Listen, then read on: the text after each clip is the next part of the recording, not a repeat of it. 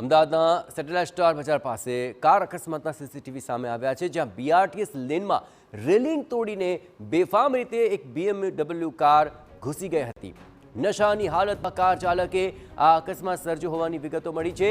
આરોપી કાર ચાલક રજનીકાંત અગ્રવાલ સામે ફરિયાદ દાખલ કરવામાં આવી છે। આપણે પણ જણાવ્યું કે દારૂ પીધેલી હાલતમાં કાર ચલાવવા મામલે હવે કાર્યવાહી થશે।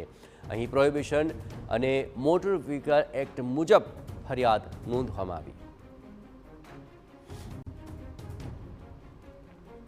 આ સમગ્ર ઘટનાના સીસીટીવી આપ જુઓ। અહીં બેફામ રીતે આ BMW કાર જે બીઆરટીએસના લેનમાં ઘૂસી અને તેણે અકસ્માત સર્જી દીધો।